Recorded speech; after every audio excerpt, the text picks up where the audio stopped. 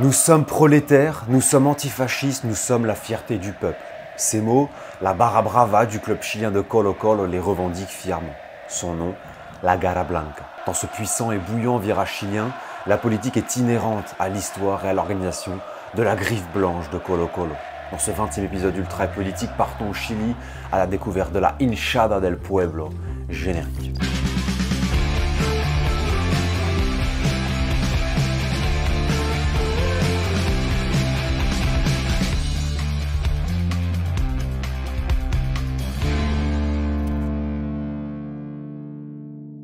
Bonjour les amis, c'est Valentin, j'espère que vous allez bien. Bienvenue sur l'Arena pour une nouvelle vidéo, pour le 20e épisode d'Ultra Politique, la série phare de la chaîne. Et aujourd'hui, épisode exceptionnel, puisque pour la première fois, c'est un épisode hors Europe et pour la première fois, un épisode en Amérique latine. Le voilà, longue Ultra Politique sur la Garra Blanca, le groupe d'aficionados d'ultra de barra brava, comme on dit en Amérique latine, du club chilien de Colo-Colo.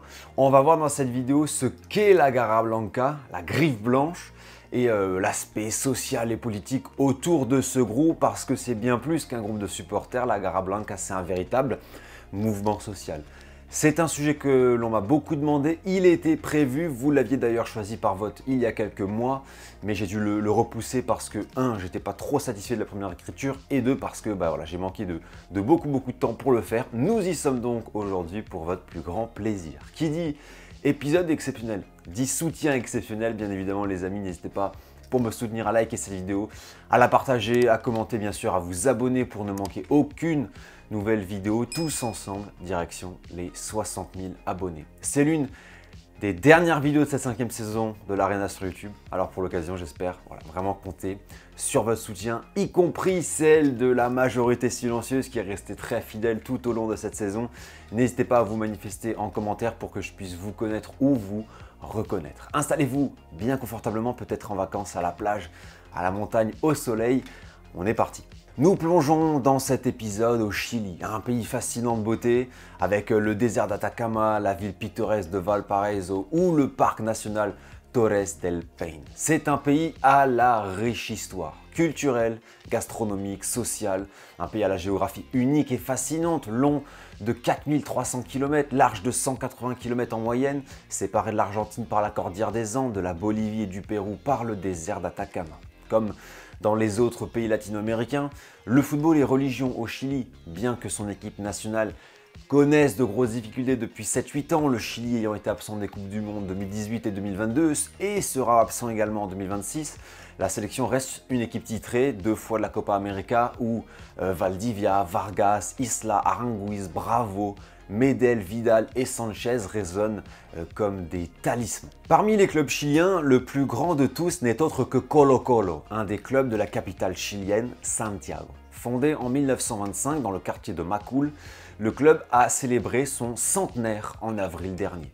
Le nom assez original du club provient de Colo-Colo, autochtone et chef mapuche qui a combattu les colons espagnols au XVIe siècle. Les Mapuches, c'est un grand groupe ethnique chilien autochtone qui englobe aujourd'hui environ un peu moins de 2 millions de personnes au Chili. Colo-Colo, on le voit donc rien qu'avec le nom et son bastion, le quartier de Macul, qui a été dans les années 50, 60, 70 un quartier populaire de gauche, foyer d'activisme politique, d'organisation syndicale ou de comité ouvrier, a donc une origine très ancrée sur une forme déjà d'anti-impérialisme et surtout sur une vraie dimension sociale et politique. C'est un club du peuple qui se dit proche des gens et ça va forcément influencer les hinchadas, les groupes de supporters qui vont soutenir ce club.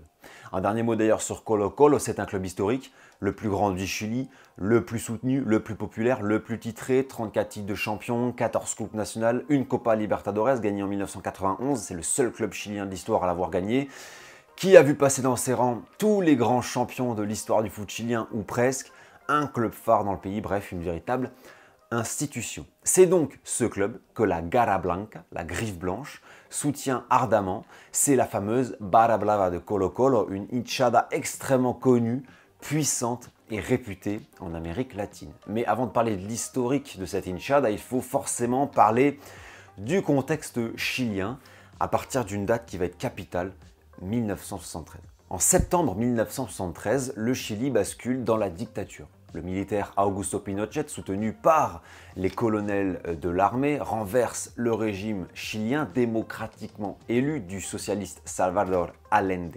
Le coup d'État militaire chilien est soutenu activement par les États-Unis, qui voient d'un très mauvais œil le socialisme dans leur sphère d'influence, qu'ils considèrent comme une avant-garde du communisme. À cette époque, en pleine guerre froide, en pleine politique du containment, donc de lutte, l'endiguement du communisme à l'international, les US n'hésitent pas à soutenir des dictatures, des putschs et des juntes militaires, quitte à bafouer les valeurs morales, démocratiques et les régimes élus, comme au Guatemala en 1954, au Paraguay en 1954 également, en soutenant par exemple le général Stroessner, au Brésil en 1964, mais aussi en 1976 en Argentine avec Videla. C'est une vraie constante de la politique extérieure des États-Unis à l'époque, qui va en plus former nombre de ses militaires et généraux à l'école des Amériques, qui était très longtemps au Panama, où les leaders sud-américains apprennent des doctrines militaires comme la contre-insurrection ou la lutte contre le communisme.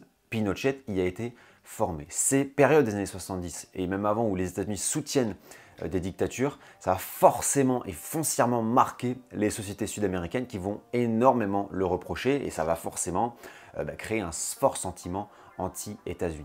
1973 marque ainsi le basculement du Chili vers un régime qui va être féroce et épouvantable, marqué par tout ce qui fait une dictature, une figure forte et omnipotente qui concentre les pouvoirs, plus de partis d'opposition, plus de médias libres, de la censure, des assassinats politiques, de la répression, des tortures. Le régime de Pinochet, de 1973 à 1990, c'est une dictature cruelle où près de 40 000 personnes ont été torturées, plus de 3 000 tués ou disparus, sans compter tous les blessés, tous ceux qui ont été emprisonnés arbitrairement.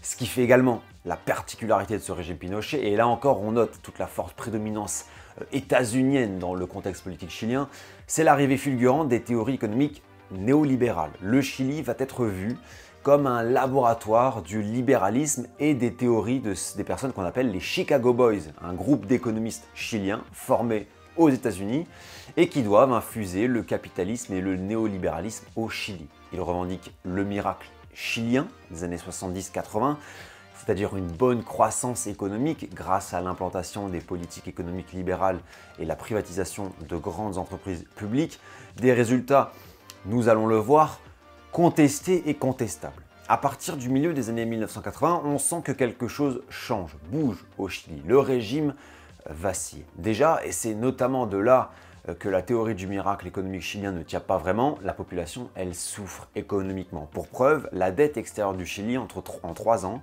dans les années 80, elle est passée de 50% à 120% du PIB. Le chômage est passé de 5% en 1973 à 31% en 1983, touchant parfois 30% de la population jeune, et un taux d'inflation, d'augmentation des prix, donc qui est de près de 40% en 1980. Donc, malgré une croissance économique annuelle très correcte de l'ordre de 4%, le néolibéralisme a pu faire très mal à la population chilienne directement, surtout les classes moyennes et populaires, renforçant notamment les inégalités sociales et économiques, ce qui va accentuer encore davantage les protestations et l'opposition au régime de Pinochet.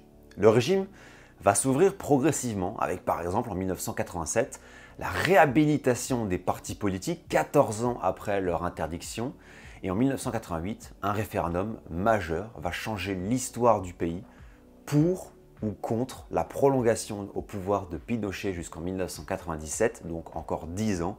Il aurait alors 82 ans. Référendum où le non va l'emporter à 56%, mettant donc progressivement fin au régime de Pinochet en 1990 et à l'instauration progressive d'une transition démocratique. Elle va se faire très difficilement parce que les horreurs de la dictature, les lois d'amnistie et les mémoires autour de ces 17 années vont être douloureuses au Chili. Voilà pour vulgariser et résumer très rapidement.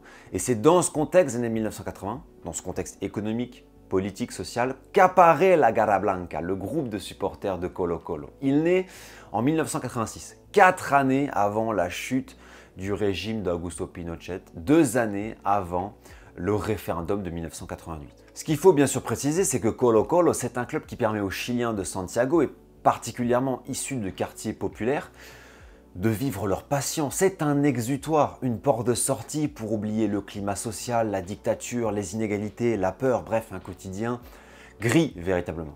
Et la Garra Blanca, elle arrive comme scène d'expression populaire, rassemblant des jeunes qui sont profondément contre le régime et qui décident de vivre plus intensément leur passion Colo Colo. Il y a clairement une fondation très populaire à la base de la Garra Blanca, c'est pour ça que son surnom, et c'est comme ça qu'elle se revendique sur son profil Facebook, c'est la Hinchada Popular, ou alors la Hinchada del Pueblo, la Hinchada du peuple.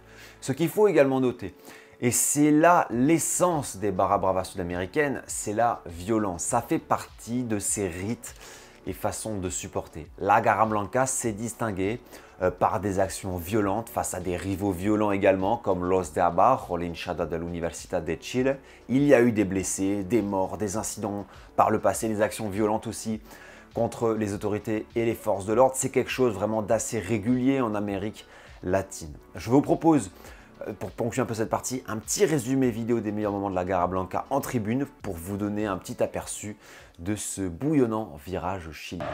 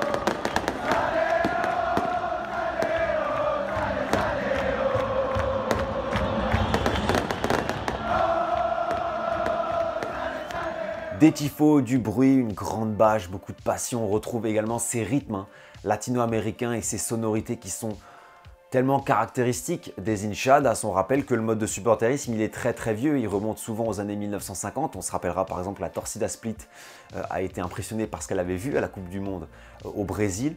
Donc voilà ce qu'est la Garra Blanca aujourd'hui. Elle fêtera l'année prochaine ses 40 ans. On notera enfin, à l'image de ce qu'on connaît en Europe, la culture sticker, graffiti, l'empreinte du groupe qui est très développée avec une vraie identité, par exemple avec la figure du Mapuche Colo Colo, présent aussi sur certains logos de l'AGB, et puis on va le voir également, beaucoup de teintes politiques dans cette culture, dans cette identité. On en vient donc au chapitre suivant de cette vidéo, la politique dans la Garra Blanca. C'est clair, assumé et revendiqué par l'histoire du groupe, son contexte d'apparition, son origine sociale, l'origine du club en lui-même et le contexte politique et historique chilien. La Garra Blanca ne peut être que politique. C'est un vrai groupe politisé qui peut même être caractérisé de mouvement social, de mouvement de contestation, d'identité politique. Quand vous mettez les pieds dans la Garra Blanca de Colo Colo, quand vous soutenez la griffe blanche, quand vous arborez ces symboles, vous défendez des idées et des causes. Ça, c'est évident.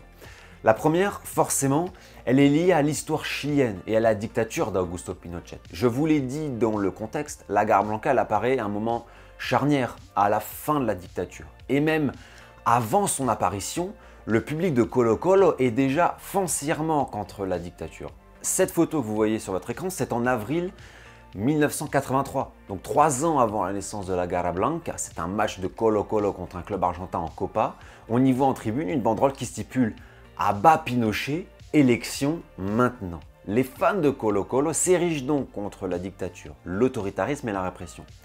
Depuis, la Garra Blanca a repris ce flambeau, car si la dictature elle est derrière le Chili, les vestiges en demeurent. Une dictature, on en sent les effets pendant, mais aussi après. Ce sont les traumatismes, les cicatrices.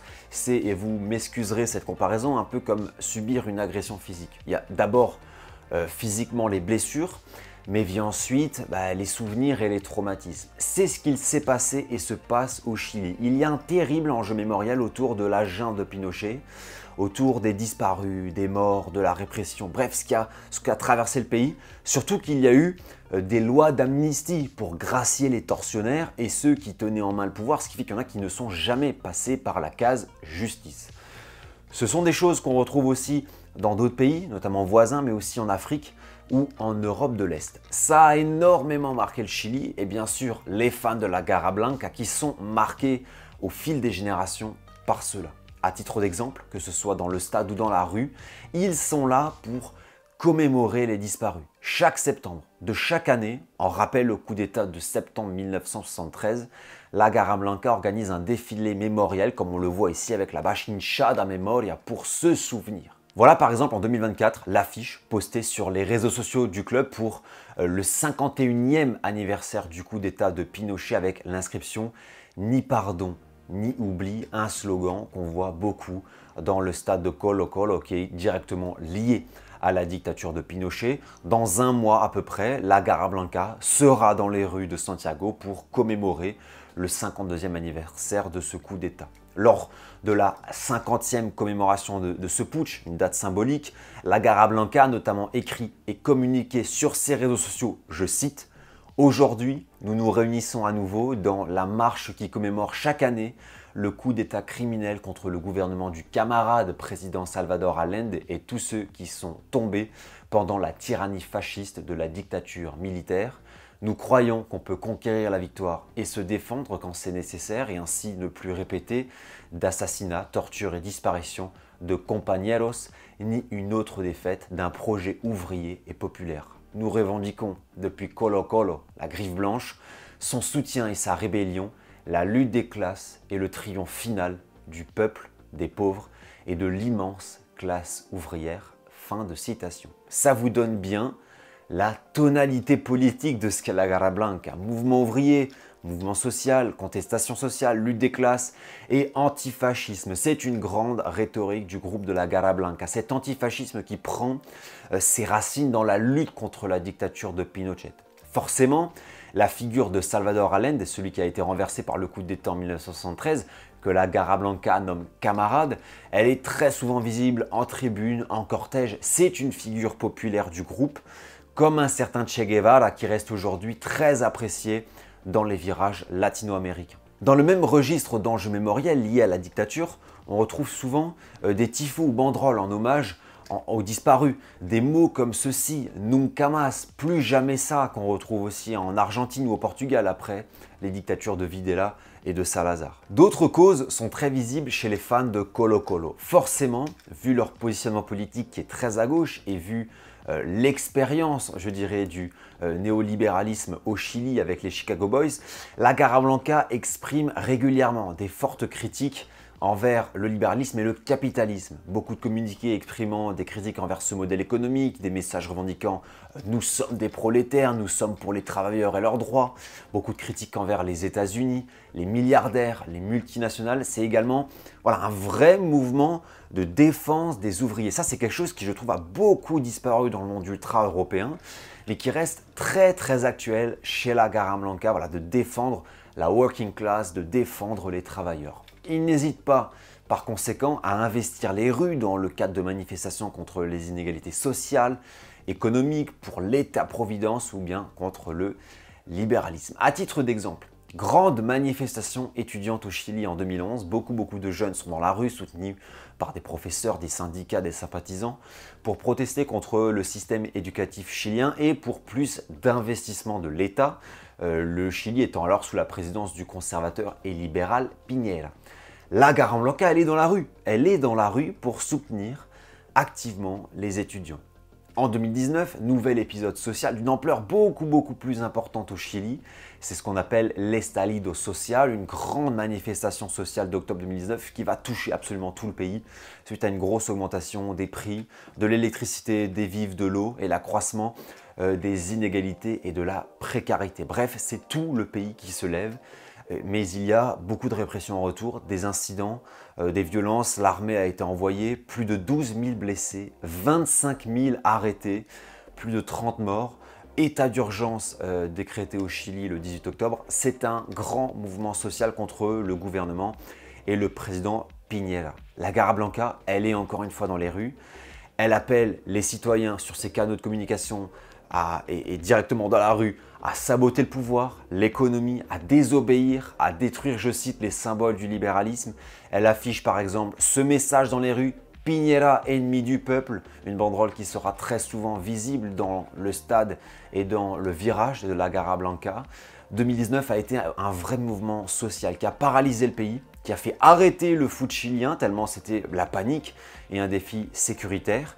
La Garra Blanca, elle a joué un rôle là-dedans en participant clairement à ce mouvement, pas de justice, pas de football, qui a également impliqué d'autres supporters chiliens, pas que ceux de la Garra Blanca, mais ça montre donc toute la mobilisation d'ultras, de supporters d'hinchadas et leur rôle dans un mouvement social, dans une révolte politique, dans une révolution politique. On a eu des exemples en Égypte, on l'a vu avec le printemps arabe, on a eu des exemples en Algérie, on a cet exemple de 2019 au Chili, où la répression a en plus renforcé les messages politiques de la Garra Blanca pour plus de justice, pour sanctionner, je cite, les assassins du peuple. Piñera, qui restera président jusqu'en 2022, va en prendre pour son grade jusqu'à la fin de son mandat, va être ardemment critiqué et conspué par les supporters chiliens. Et 2 ans après son départ, l'an passé, en février 2024, il est décédé dans un accident d'hélicoptère. Message de la Garra Blanca sur ses réseaux à la suite de son décès: l'assassin est mort, sans justice et en totale impunité. Le communiqué écrit notamment, je cite, « Il mérite toute notre réprobation. Piñera, Colo-Colo n'a jamais été ton club ni ta maison. » Piñera ayant été l'actionnaire majeur du club dans les années 2000. Le communiqué fini, signé par Garra Blanca, la fierté du peuple. Voilà donc une véritable animosité. L'image de Piñera sur la publication avec l'œil troué, elle renvoie à la terrible blessure du militant chilien Gustavo Gatica qui avait été rendu aveugle en 2019 par l'impact de munitions de fusils anti-émeute tirés par les forces de l'ordre. Par conséquent, avec cet épisode de 2019, dont les effets se font toujours sentir aujourd'hui, on parle vraiment d'un moment très marquant qui montre comment la Garra Blanca a soutenu les manifestants, le peuple. Il y a eu plusieurs millions de personnes dans les rues au mois d'octobre. Comment elle a participé aux événements, comment cette Garra Blanca, elle a directement affronté les autorités aussi, boycotté, bloqué le football pour faire passer des messages. C'était un groupe qui était clairement en première ligne. Ça continue toujours aujourd'hui avec une Garra Blanca qui rend hommage à des supporters morts en 2020, Neko et Ariel, tués par la police, comme ici sur cette banderole. Les policiers les ont tués. Il continue aussi une vraie lutte contre l'autorité en tant que telle et notamment contre le grand plan de sécurité qui est mis en place par le ministère de l'Intérieur chilien pour garantir la sécurité dans les stades. Le problème, c'est que c'est très mal géré et récemment, en avril 2025, 2 tout jeunes supporters, 13 ans et 18 ans, sont morts suite à un mouvement de foule causé par une voiture de police. Donc voilà, c'est vraiment un gros enjeu et la Garra Blanca continue de mener un front contre la gestion de la sécurité par les autorités chiliennes, mais il y a clairement un gros souci sécuritaire dans ces stades. D'autres combats sont visibles dans la Garra Blanca, qui est très engagée sur plein de causes, sur le féminisme par exemple, dénonçant très souvent les féminicides. D'ailleurs, beaucoup de femmes sont présentes dans la Garra Blanca. Ça s'explique notamment par le fait que le football il est très populaire également chez les femmes en Amérique latine. Il y a aussi un héritage mapuche évidemment très fort, la défense des autochtones. On entend régulièrement des chants Fuerza Mapuche, on voit régulièrement la figure de Colo-Colo, on voit bien sûr le drapeau mapuche auprès des supporters de la Griffe Blanche. Et ce tifo par exemple revendique clairement l'identité du club, ses symboles et ceux du groupe de la Garra Blanca. Enfin, on peut également parler d'un soutien envers le peuple palestinien, la cause palestinienne. Le Chili est très connu pour avoir la plus grande diaspora palestinienne au monde hors Moyen-Orient. 500 000 Palestiniens ou descendants de Palestiniens vivent au Chili, c'est énorme sur un pays d'à peu près 18 millions d'habitants. Le CD Palestino, le club chilien de première division, a d'ailleurs été fondé par des réfugiés palestiniens et la Garra Blanca s'est associée au mouvement international en tribune lancé notamment par la Green Brigade du Celtic Glasgow et qui parle de carton rouge à Israël, la Tarjeta Roja sur cette image. On arrive doucement à la conclusion de cette vidéo et en guise d'illustration, voilà ce que déclare une femme, membre de la Garra Blanca, qui se dit antifa et féministe, propos recueillis dans un média indépendant chilien que je vous mettrai en description. Colo Colo, c'est être mapuche, défendre les droits et la dignité du peuple. Et le 18 octobre 2019 nous a donné raison à ce que nous avions dit il y a bien longtemps. Le football est politique, donc la Garra Blanca l'est aussi. Si le football a été utilisé pour des intérêts politiques, alors la Garra et le club doivent être menés avec un but clair, agir en faveur du peuple. Je ne sais pas s'il y a meilleur moyen de résumer ce qu'est la Garra Blanca. Oui, là on est dans le foot politique, on est face à des supporters politisés, engagés radicaux, qui lient passion, Colo-Colo et football à cause et idéologie. Les travailleurs, le mouvement ouvrier, l'antifascisme, l'anticapitalisme sont les motos de cette hinchada unique et particulière. Son implication dans les grands mouvements sociaux chiliens des dernières années, très souvent en première ligne, sa lutte contre les autorités et les gouvernements ou son engagement face aux défis mémoriels de la dictature d'Augusto Pinochet montre à quel point la Griffe Blanche est un acteur dans le contexte chilien, un groupe qui évolue et agit dans le contexte historique, économique, social et politique dans lequel il est intégré.